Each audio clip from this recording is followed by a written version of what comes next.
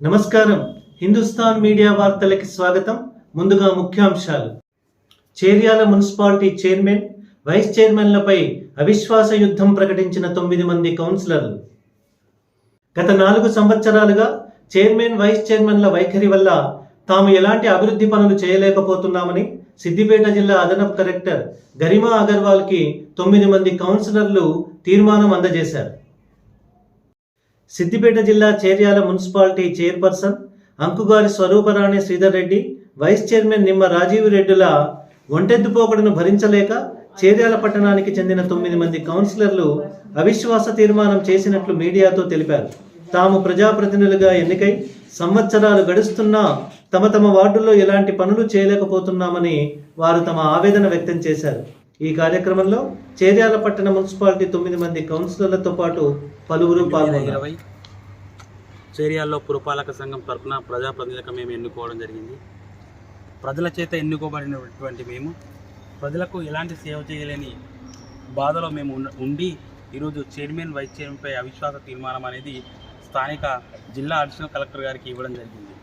వాళ్ళు ఇష్టానుసారంగా వివరిస్తూ ఎటువంటి వర్కులలో కూడా ఎటువంటి పనుల తీరులను కూడా వాళ్ళంతూ వాళ్ళు ఒంటెత్తు పోకడ చేసుకుంటూ చేర్యాల ప్రాంతాన్ని కానీ చేర్యాల మున్సిపాలిటీ కానీ భ్రష్టు పట్టించడం జరిగింది. కాబట్టి వారి మీద పూర్తి స్థాయిలో విశ్వాసం లేక ఈరోజు కౌన్సిల్ మెంబర్ 9 మంది మెంబర్స్తో కూడి మేమందరం అవిశ్వాస తీర్మానం అనేది ఇవ్వడం జరిగింది.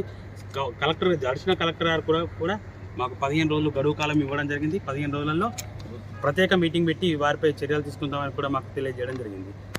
ఈరోజు సిద్దిపేట జిల్లా చేర్యాల మండల్, చేర్యాల మున్సిపాలిటీ పాలకవర్గం 9 మంది ఈరోజు జిల్లా అడిషనల్ కలెక్టర్ గారి దగ్గరికి రావడం జరిగింది.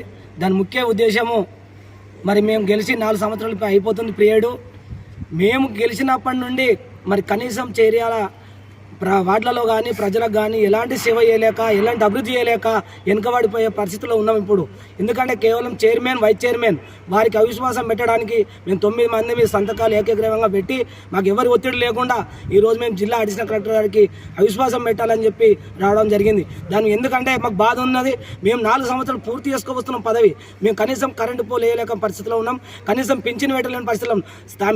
ముఖ్యంగా మా ప్రాంతంలో ఉన్నటువంటి వీడియో పింఛను భర్త చనిపోతే ఇంతమందికి ఉన్న గవర్నమెంట్లలో కానీ ఇంకా ఏ గవర్నమెంట్ ఉన్నా కానీ పింఛన్ అనేది నెల రోజులు వచ్చేది.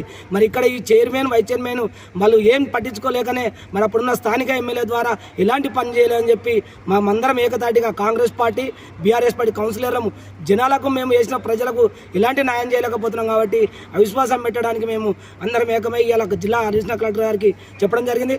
మేడం కూడా వాళ్ళు స్పందించారు. 15 రోజుల్లో మేము మీటింగ్ పెట్టి మీకు అన్ని నోటీసులు ఇస్తాం, తర్వాత మీరు అవిశ్వాసం పెట్టుకోవచ్చు అని చెప్పి